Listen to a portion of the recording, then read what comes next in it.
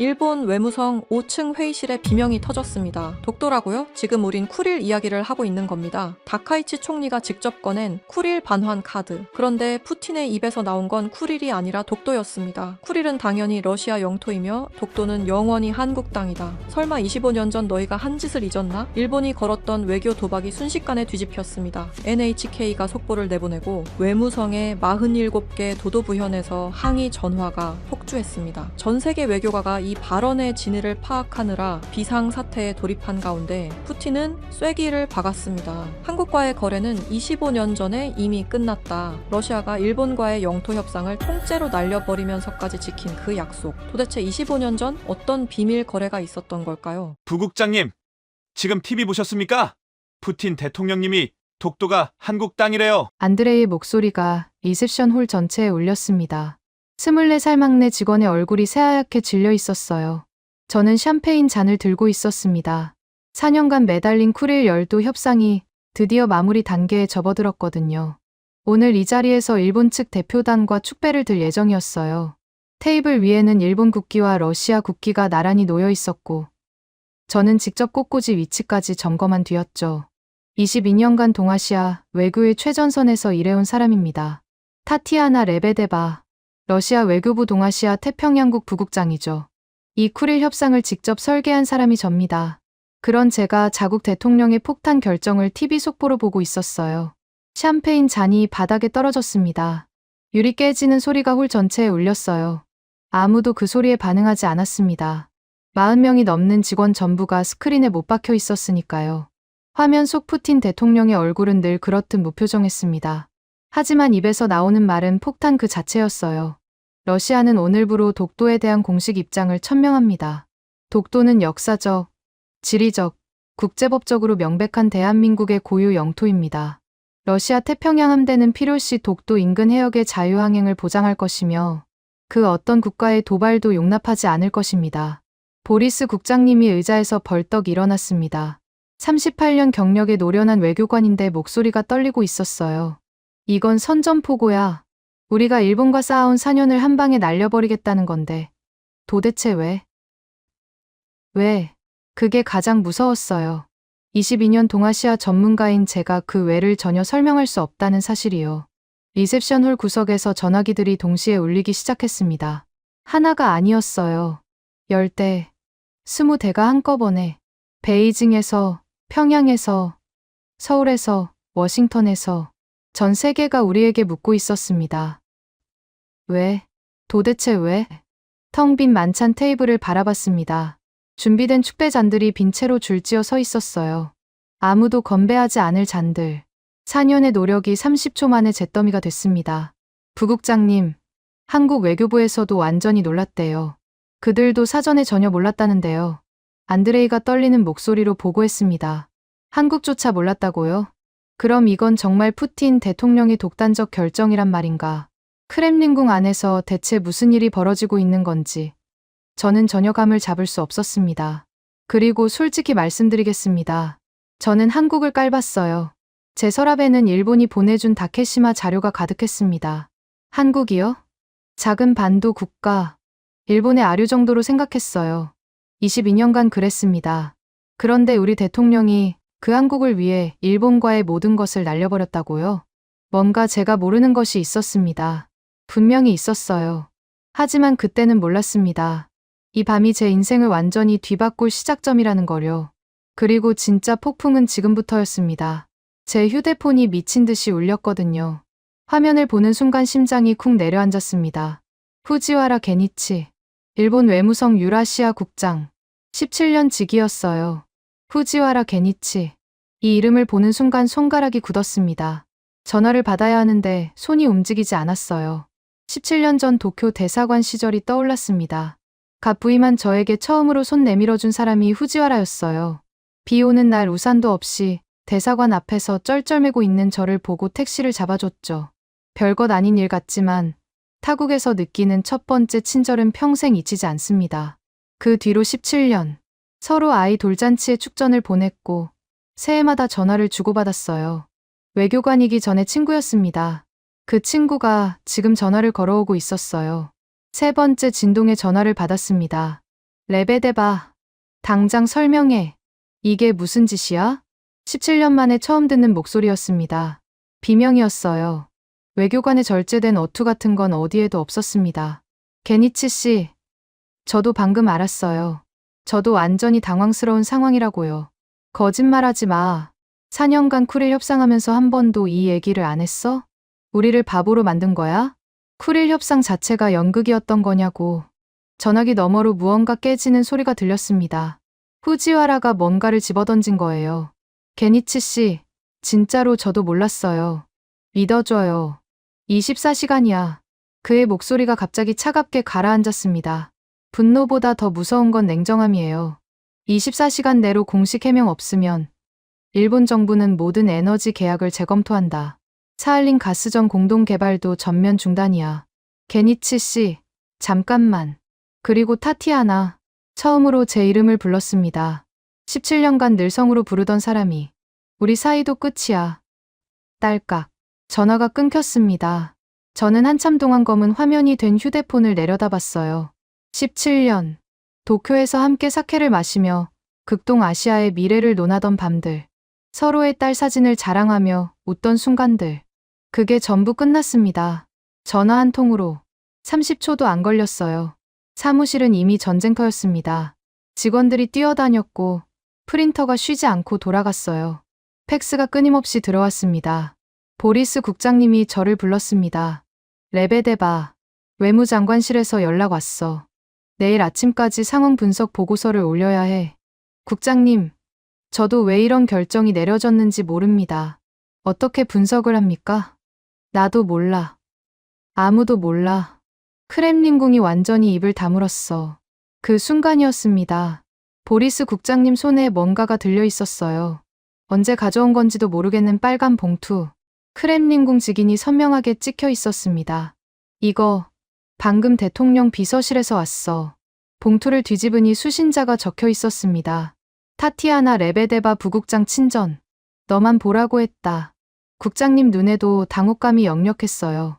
38년 경력의 국장을 건너뛰고 부국장에게 직접 전달된 비밀 문서. 이건 정상적인 절차가 아니었습니다. 봉투를 여는 손이 떨렸습니다. 안에는 단 한 줄이 적혀 있었어요. 내일 오후 4시 크렘린궁 지하 문서고 혼자 오시오. 서명은 없었습니다. 하지만 알 수 있었어요. 외교부에 떠도는 전설 같은 이름. 푸틴의 그림자라 불리는 남자. 전 KGB 대좌 겐나디 추이코프. 그가 왜 저를? 등골이 서늘해졌습니다. 제가 외교부에서 가장 한국을 무시하는 사람이라는 건 공공연한 비밀이었거든요.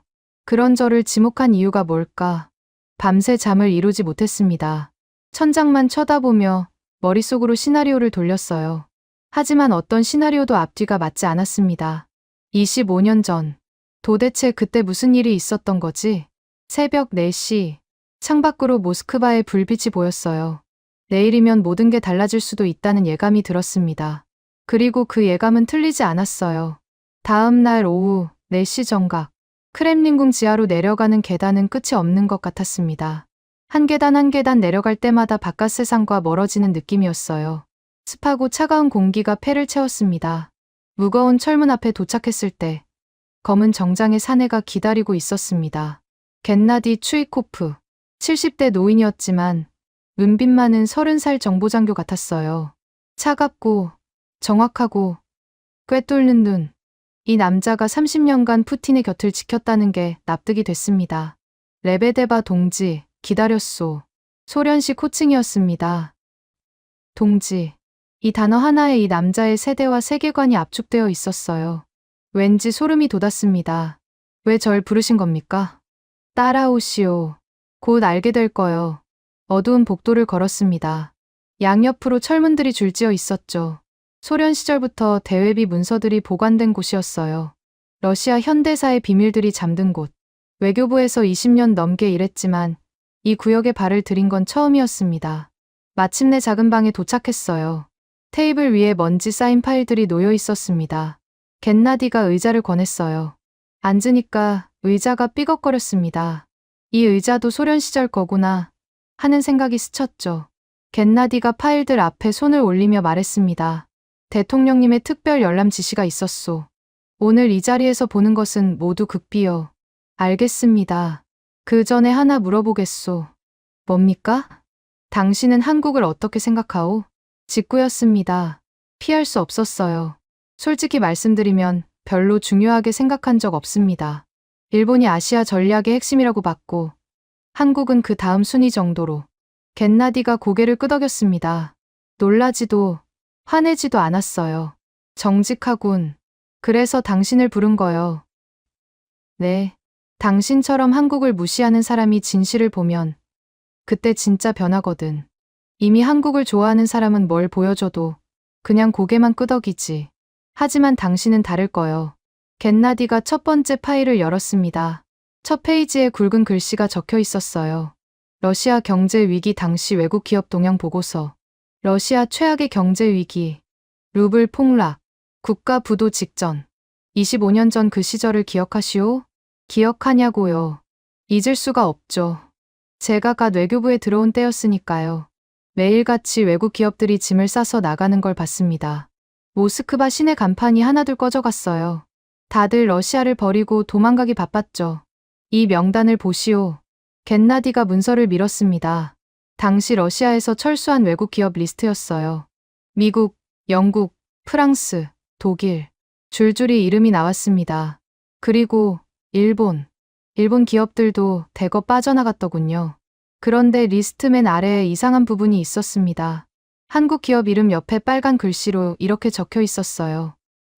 잔류, 추가 투자 결정. 한국 기업들이 남았네요. 겟나디가 의미심장하게 웃었습니다. 남은 정도가 아니오.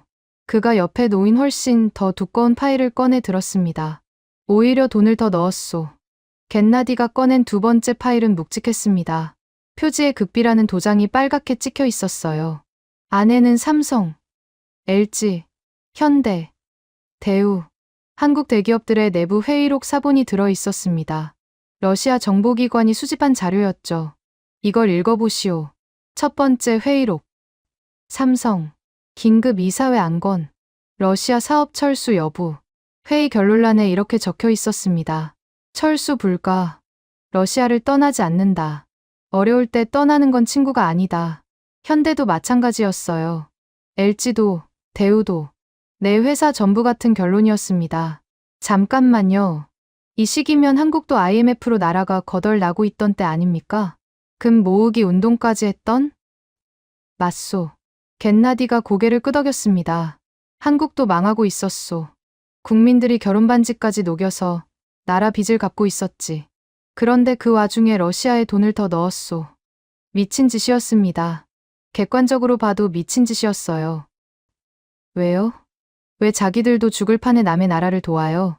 겟나디가 다음 문서를 펼쳤습니다. 당시 삼성 회장이 모스크바 삼성 공장을 직접 방문했을 때의 기록이었어요. 공장에는 석 달째 월급을 못 받은 러시아 직원 800명이 모여 있었습니다. 회장이 마이크 앞에 섰어요. 통역관이 옆에 붙었죠. 회장의 연설 내용이 그대로 적혀 있었습니다. 여러분, 미안합니다. 지금 한국도 어렵습니다.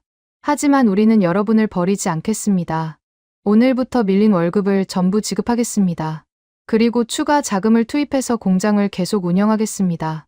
러시아 직원 800명이 울었다고 기록되어 있었습니다. 그냥 훌쩍이는 게 아니라 엉엉 울었다고. 저도 모르게 목이 메었어요. 그뿐이 아니오. 겟나디가 사진 한 장을 꺼냈습니다. 낡고 빛바랜 사진이었어요. 그 이듬해 설날, 모스크바 외곽 한국 기업 공장. 한국인 직원들과 러시아 노동자들이 함께 찍은 사진이었습니다. 모두가 웃고 있었어요. 이 공장은 6달째 월급이 밀린 상태였소. 그런데 한국 본사에서 특별 자금을 보내왔지. 러시아 직원들에게 설 보너스까지 지급했소. 보너스까지요? 월급도 못 주는 상황에서? 한국인들한테는 설이 특별한 날이라더군. 가족끼리 모여서 덕담을 나누고 아이들한테 세뱃돈을 주는 날. 그날만큼은 직원들이 가족 앞에서 당당했으면 좋겠다고 했소. 사진 속 러시아 노동자들의 얼굴을 자세히 봤습니다. 코트가 낡았고 장갑이 해졌어요. 하지만 표정은 밝았습니다. 옆에 선한국인 직원과 어깨동무를 하고 있었어요. 언어도 다르고 문화도 다른 사람들이 형제처럼 웃고 있었습니다. 같은 시기에 다른 외국 기업들은 뭘 했는지 아시오? 겟나디의 목소리가 낮아졌습니다. 미국 기업들은 변호사부터 보냈소. 계약 해지 조항을 들이밀면서 위약금도 안 내려고 했지. 영국과 프랑스 기업들은 아예 야반 도주를 했소. 직원들 퇴직금도 안 주고 사라졌어. 독일은요? 독일은 그나마 양심적이었소. 퇴직금은 줬어. 하지만 떠나긴 마찬가지였지. 방 안이 조용해졌습니다. 지하 문서고의 형광등이 미세하게 깜빡였어요. 겟나디가 저를 똑바로 쳐다봤습니다. 전 세계가 우리를 휴지 조각 취급했소. 러시아 국채를 사라고 하면 다들 코웃음을 쳤지. 그런데 한국 기업들이 그 국채를 샀소. 네, 한국도 IMF로 쓰러지고 있었는데 사비를 털어서 러시아 국채를 샀소. 전 세계가 버린 종이 쪼가리를. 숨이 막혔습니다. 제가 22년간 깔봤던 나라, 일본의 아류라고 무시했던 나라, 그 나라가 우리의 가장 어두운 시절에 손을 잡아줬다니. 겟나디가 파일을 한 장 더 넘겼습니다. 그리고 그 회장은 마지막에 이런 메시지를 남겼소. 손으로 쓴 메모였어요. 한국어 원문과 러시아어 번역이 나란히 적혀 있었습니다. 러시아는 반드시 다시 일어설 것이다. 우리는 그날까지 기다린다. 저는 그 문장을 3번 읽었습니다. 3번째 글자가 흐려졌어요. 눈이 젖어 있었거든요. 그럼 일본은요? 제 입에서 저도 모르게 나온 질문이었습니다. 겟나디의 표정이 변했어요. 처음으로 감정이 드러났습니다. 냉소였습니다. 일본 말이오? 겟나디가 코웃음을 쳤습니다. 70년 인생에 쌓인 경멸이 그 한 번의 콧바람에 담겨 있었어요. 그들은 우리에게 조건을 달았소. 조건이요? 북방 영토를 달라고 했소. 우리가 가장 약할 때, 먹을 것도 없어, 아이들이 굶고 있을 때. 그들은 협상 테이블에 지도를 펼치고 영토를 요구했지. 제 얼굴이 화끈거렸습니다. 17년간 후지와라와 우정을 나누며 일본이야말로 아시아의 신사라고 믿어왔는데 제가 얼마나 바보였는지 그 순간 깨달았습니다. 한국은 돈을 건넸고 일본은 땅을 요구했다. 같은 시간, 같은 위기 앞에서 이보다 명확한 대비가 있을까요? 글로벌 금융 위기 때도 마찬가지였소. 겟나디가 새 파일을 꺼냈습니다. 삼성은 러시아 공장을 오히려 확장했고 LG는 신규 채용을 늘렸소. 현대차는 상트페테르부르크에 2번째 공장을 지었지. 크림반도 사태 때 전 세계가 우리를 제재했을 때도 한국은 최소한의 제재만 했소. 25년이에요. 25년 동안 한 번도 안 흔들렸다고요? 한 번도. 겟나디가 마지막 파일을 건넸습니다. 손으로 쓴 짧은 메모였어요. 한국은 말이 아닌 행동으로 우정을 증명했다. 이제 우리 차례다. 독도는 시작일 뿐이다. 푸틴 대통령의 친필이었습니다. 시작이라고요? 독도가 시작이면 그 다음에는 뭐가 있는 겁니까? 겟나디가 벽 안쪽을 밀었습니다. 숨겨진 문이 열렸어요. 블라디보스토크로 가시오. 직접 눈으로 확인하시오. 25년간 한국이 우리 극동 지역에서 뭘 했는지. 블라디보스토크요? 한국 기업들이 가장 많이 투자한 곳이지. 거기서 당신은 지금까지 본 것보다 훨씬 더 많은 것을 보게 될 거예요. 지하 문서고를 나올 때 다리가 풀렸습니다. 계단을 올라가는데 햇빛이 눈을 찔렀어요. 몇 시간 만에 보는 바깥 세상이 이상하게 달라 보였습니다. 차에 앉아 딸 다리아에게 전화를 걸었습니다. 다리아, 엄마야. 엄마, 무슨 일 있어? 목소리가 이상한데. 오늘 많은 걸 봤어. 그리고 네가 옳았어. 뭐가? 서울대 교환학생. 가도 좋아. 전화기 너머로 다리아가 비명을 질렀습니다. 기쁨의 비명이었어요. 끊고 나서 창밖을 봤습니다. 모스크바 하늘이 붉게 물들어 있었어요. 내일이면 블라디보스토크행 비행기에 오릅니다. 25년간 한국이 그 먼 극동 땅에서 대체 뭘 해왔는지. 문서로 본 것과 눈으로 보는 것은 분명히 다를 거예요. 그리고 그 차이가 저를 완전히 다른 사람으로 만들어 놓을 줄은 그때는 미처 몰랐습니다. 다음 날 아침, 블라디보스토크행 비행기에 올랐습니다. 7시간 비행이었어요. 보리스 국장님께 보고를 드렸더니 자기도 직접 보겠다며 동행을 결정하셨습니다. 창밖으로 시베리아 대지가 끝없이 펼쳐졌습니다. 저 아래 얼어붙은 땅을 보면서 생각했어요. 25년 전 한국 사람들은 이 머나먼 땅까지 와서 대체 뭘 한 걸까? 블라디보스토크 공항에 도착하니 드미트리가 기다리고 있었습니다. 시경제 담당관이었어요.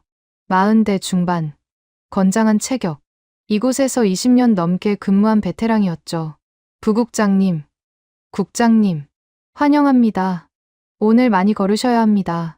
편한 신발이시죠? 드미트리가 웃으며 차 문을 열었습니다. 먼저 삼성 공장부터 가시죠. 블라디보스토크에서 가장 오래된 한국 기업입니다. 차로 30분을 달렸어요. 시내를 벗어나자 거대한 공장 건물이 나타났습니다. 정문에 삼성전자 블라디보스토크 공장이라고 러시아어와 한국어가 나란히 적혀 있었어요. 공장장 세르게이가 마중 나왔습니다. 50대 후반의 러시아인이었어요. 악수하는 손에 힘이 들어가 있었습니다.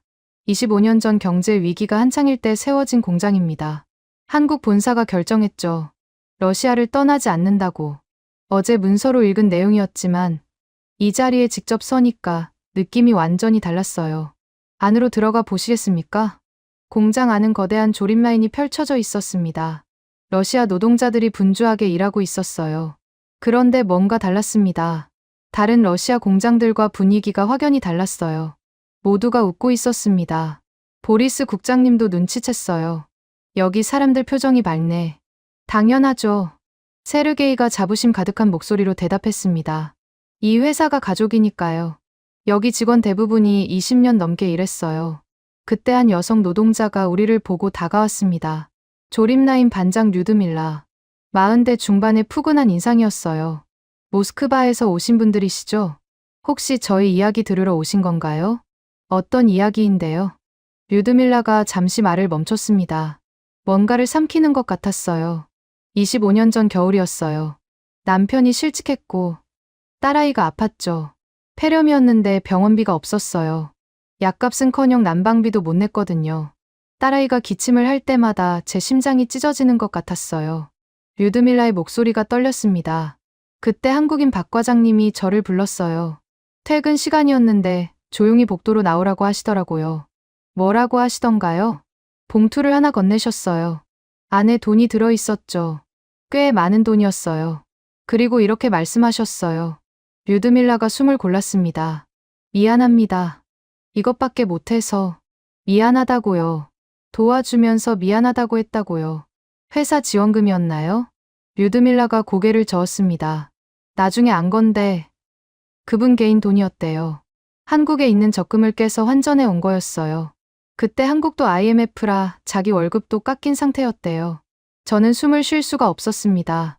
자기도 힘든데 적금까지 깨서 그것도 미안하다면서 건네다니. 그분은 지금 어떻게 되셨어요? 한국으로 돌아가셨어요. 하지만 아직도 연락해요. 류드밀라가 휴대폰을 꺼냈습니다. 카카오톡 화면이었어요. 한국어와 러시아어 대화가 오가고 있었습니다. 가장 최근 메시지는 사흘 전이었어요. 류드밀라 잘 지내지? 딸 승진 축하한다고 전해줘. 25년이 지났는데도 잊지 않으세요? 류드밀라의 눈에 물기가 맺혔습니다. 잊을 수가 없죠. 그분이 우리 가족을 살렸으니까요. 그리고 저희 딸도 지금 이 공장에서 일하고 있어요. 이런 이야기가 얼마나 많습니까? 세르게이 공장장에게 물었습니다. 수백 건이에요. 한국인 직원들이 개인적으로 도운 러시아 가정이 300가구가 넘습니다. 회사도 몰랐던 일들이죠. 수백 건, 300가구. 이건 기업의 정책이 아니었습니다. 사람 한 명 한 명의 선택이었어요. 공장을 나서는데 류드밀라가 뒤에서 불렀습니다. 부국장님. 돌아보니 류드밀라가 허리를 90도로 숙이고 있었어요. 러시아 사람이 그렇게 인사하는 건 처음 봤습니다. 한국식이었어요. 한국 분들께 전해주세요. 감사하다고, 평생 감사하다고. 차에 탈 때 보리스 국장님이 아무 말 없이 차창 밖을 보고 있었습니다. 눈이 빨간 건 안 본 척했어요. 다음 방문지는 현대자동차 공장이었습니다. 여기는 좀 더 특별합니다. 드미트리가 말했어요. 공장 옆에 뭐가 붙어 있는지 보세요. 정말이었습니다. 거대한 공장 건물 바로 옆에 학교 건물이 있었어요. 현대기술학교라고 적혀 있었습니다. 러시아 청년들을 무료로 교육시킵니다. 자동차 정비, 용접, 도장, 전기, 모든 기술을 가르치죠. 졸업하면 취업이 보장되고요. 교실 안을 들여다봤습니다. 20명 정도의 러시아 청년들이 한국인 기술자에게 배우고 있었어요. 60대 후반으로 보이는 한국인이었습니다.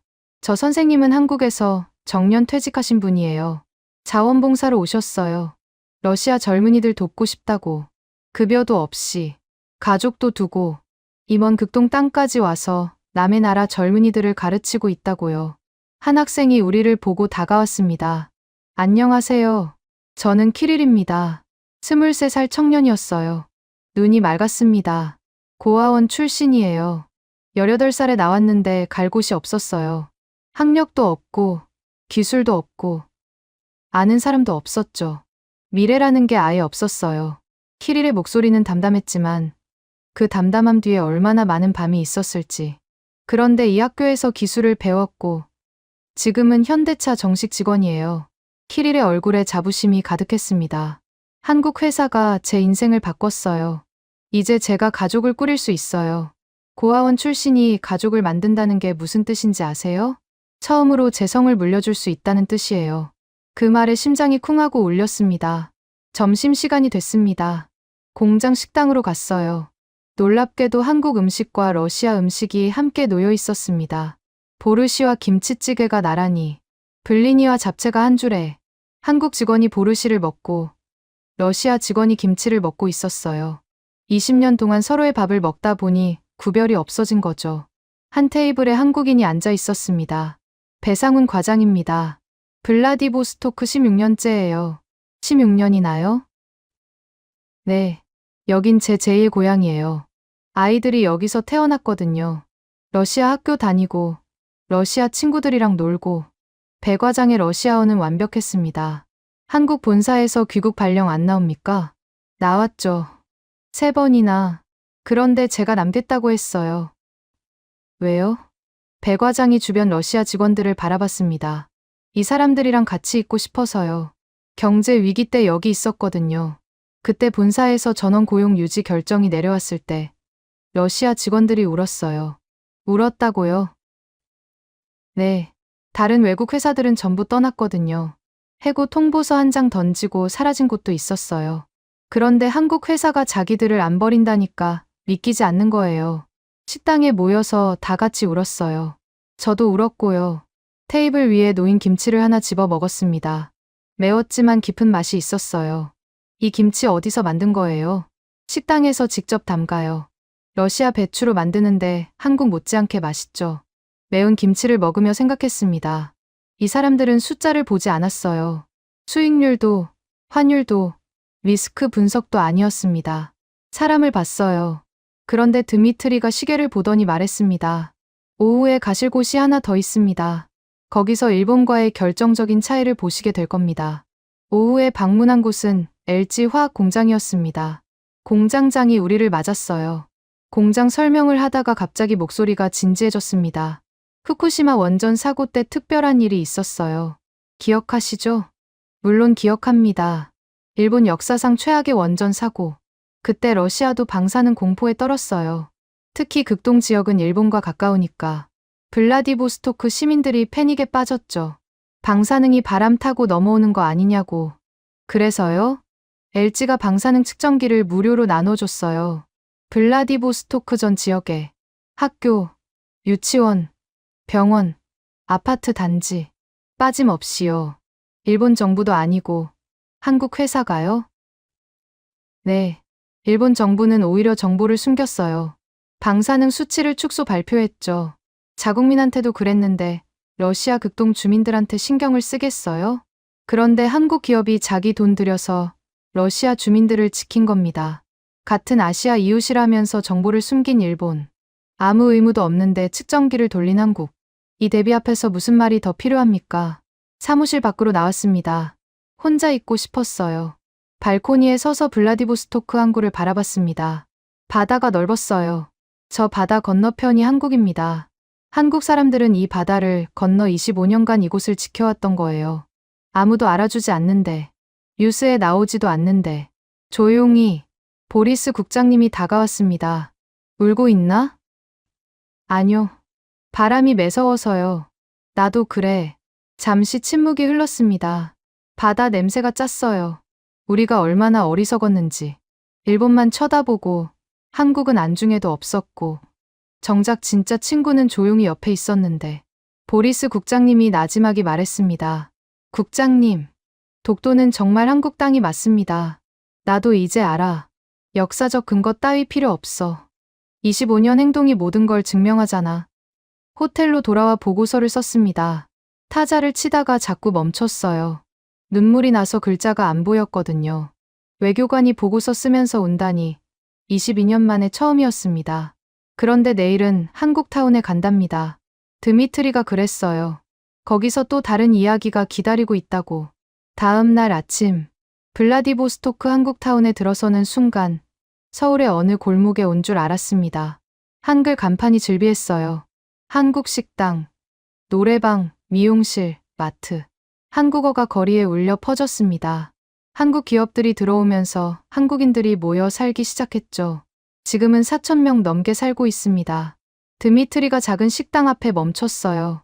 김밥국, 경제 위기 직후에 문을 연 가게였습니다. 가게 안에서 60대 중반의 한국인이 나왔습니다. 오영석입니다. 여기 주인이에요. 오 사장은 앞치마를 두르고 있었어요. 손에 밥주걱을 들고 25년 전 처음 왔을 때 여기는 정말 황무지였어요. 러시아 경제가 완전히 무너져서 사람들이 굶고 있었죠. 그래서요? 그래서 시작한 게 토요일 무료 급식이에요. 무료 급식이요? 네. 매주 토요일 점심. 러시아 사람들에게 무료로 밥을 줬어요. 처음부터 줄이 길었나요? 아니요. 처음엔 10명 정도였어요. 수줍어서 못 오는 사람이 더 많았죠. 그런데 입소문이 나면서 50명, 100명, 200명으로 늘었어요. 손해가 엄청났겠는데요. 오 사장이 허어 웃었습니다. 손해요? 천만에요. 그 사람들이 나중에 단골이 됐어요. 지금도 토요일마다 오시는 분들 있어요. 할머니 한 분은 처음부터 매주 오셨어요. 딸이랑 손자랑 셋이서. 이제 그 손자가 대학생이 됐어요. 개업 때부터 계속하고 계신 거예요? 당연하죠. 어려운 사람들은 언제나 있으니까요. 오 사장이 벽에 걸린 사진들을 가리켰습니다. 러시아 사람들과 함께 찍은 사진이 수십 장이었어요. 웃는 얼굴들, 김밥을 들고 있는 아이들, 국을 먹으며 울고 있는 노인. 오후에는 한국문화원을 방문했습니다. 교실에 30명쯤 되는 러시아 청소년들이 한국어를 배우고 있었어요. 선생님, 안녕하세요. 한 러시아 소녀가 완벽한 한국어로 인사했습니다. 마리아예요. 6년째 한국어 배우고 있어요. 나중에 한국 회사에서 일하고 싶어요. 한국 회사는 직원들을 가족처럼 대해준다면서요. 마리아의 눈빛이 반짝였습니다. 저 눈빛이 한국이 이 땅에 뿌린 씨앗이구나 생각했어요. 그 다음은 한국의료봉사단이었습니다. 매년 2번씩 옵니다. 한국 의사들이 자비로 와서 러시아 주민들을 무료로 진료하죠.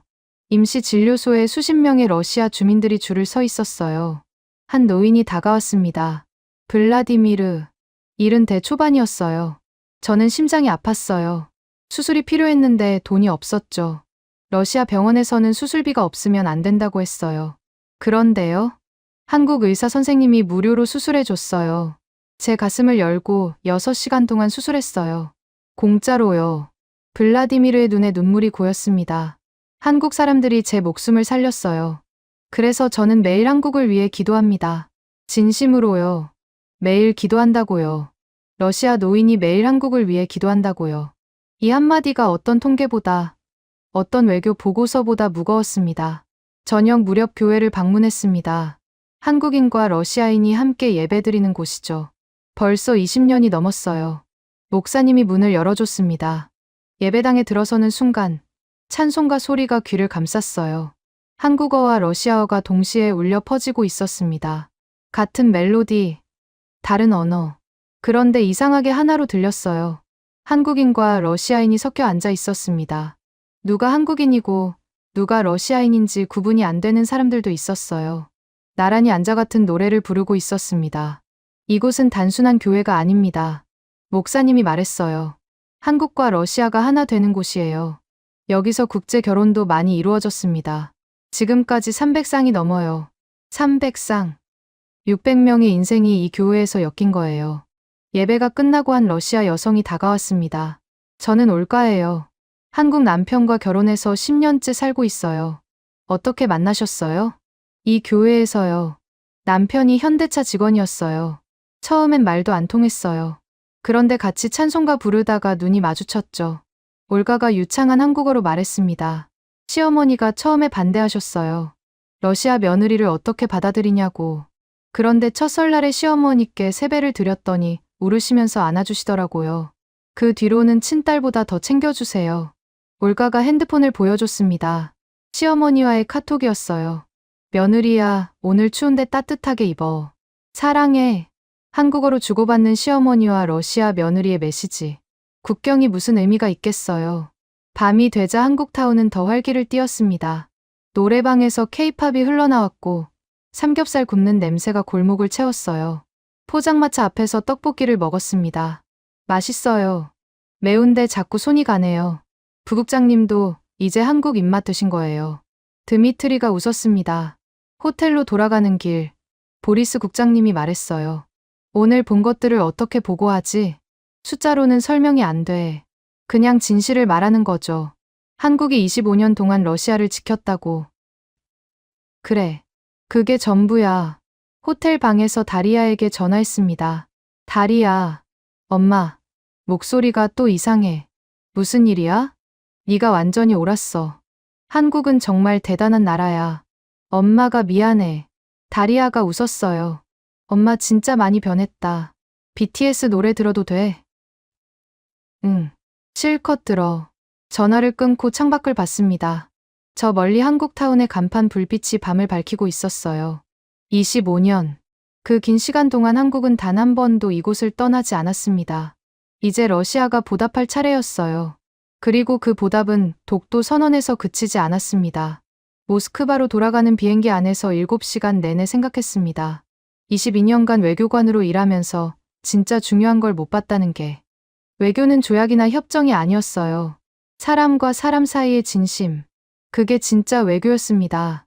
일주일 후 푸틴 대통령에게 보고했습니다. 대통령님, 블라디보스토크에서 놀라운 것들을 봤습니다. 어땠소? 한국이 우리를 위해 한 일들이 상상을 초월했습니다. 푸틴이 고개를 끄덕였습니다. 이제 알겠소? 왜 내가 독도를 인정했는지.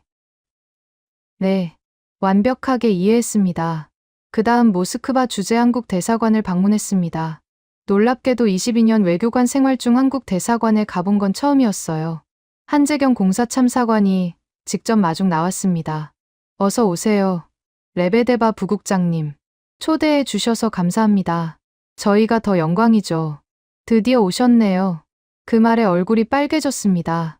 22년간 한 번도 안 왔다는 걸 다 알고 있었던 거예요. 응접실에 앉으니 차가 나왔습니다. 놀랍게도 러시아 전통차였어요. 러시아 분들은 이 차를 좋아하시죠? 한국 차를 주셔도 되는데요. 손님 취향에 맞추는 게 한국식 환대입니다. 작은 배려였지만 그 안에 20년간 러시아를 연구한 깊이가 담겨 있었어요. 푸틴 대통령 발표 후 한국도 놀랐죠? 전혀 몰랐어요. 그래서 더 감동했죠. 러시아가 스스로 결정했다는 게. 한재경 공사가 잠시 생각하다 말했습니다. 부국장님, 한 가지 말씀드려도 될까요? 네. 25년 전에 한국 기업들이 러시아를 도운 이유. 단순히 러시아가 불쌍해서가 아니에요. 무슨 뜻이죠? 한국도 IMF로 망하고 있었잖아요. 국민들이 금반지 녹이고 회사들이 줄줄이 부도나고 같이 어려웠어요. 네. 알고 있습니다. 같이 아프니까 이해할 수 있었던 거예요. 러시아의 고통이 남의 일이 아니었거든요. 배고파 본 사람이 배고픈 사람 마음을 알잖아요. 순간 모든 퍼즐이 맞춰졌습니다. 시혜가 아니었어요. 동병상련이었던 거예요. 며칠 후 푸틴이 서울을 방문했습니다. 레베데바 수행단에 포함될 거요. 인천공항에 도착한 건 밤이었습니다. 그런데 수백 명이 나와 있었어요. 러시아 국기와 한국 국기를 함께 흔들면서 스파시바 푸틴, 러시아 사랑해요. 라고 한국어로 외치고 있었습니다. 푸틴도 놀란 표정이었어요. 다음 날 정상회담이 열렸습니다. 25년 우정을 100년 동맹으로 만듭시다. 한국 대통령과 푸틴이 악수했습니다. 역사적 순간이었어요. 그리고 푸틴이 다시 한번 선언했습니다. 독도는 영원히 대한민국 고유 영토요. 러시아는 영원히 한국의 편이요. 기자들 사이에서 박수가 터졌습니다. 한국인들이 울고 있었어요.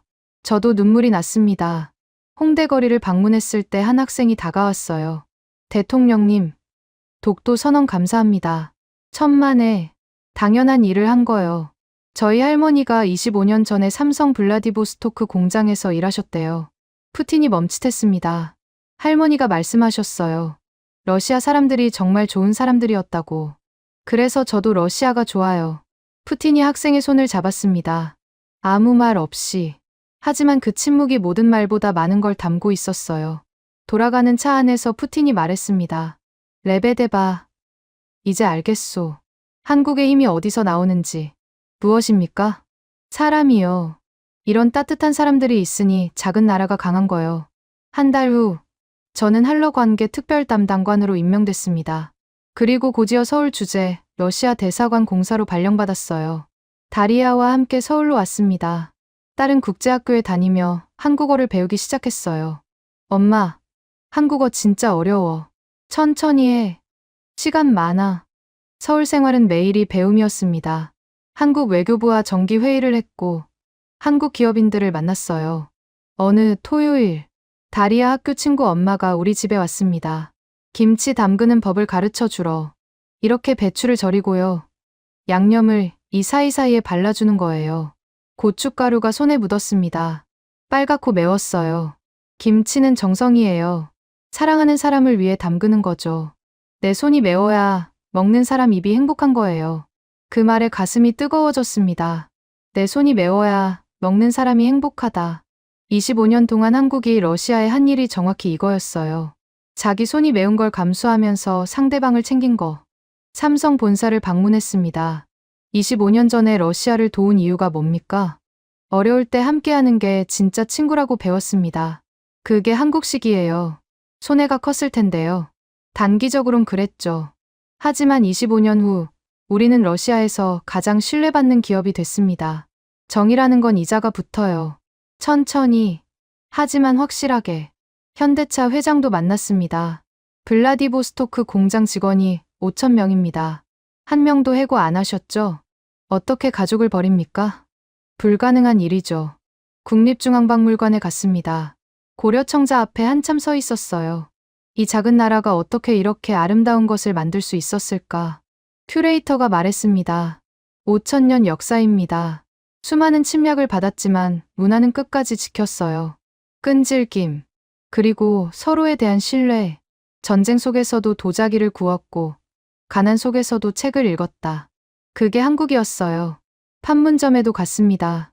다리아와 함께. 저기가 북한이야? 응.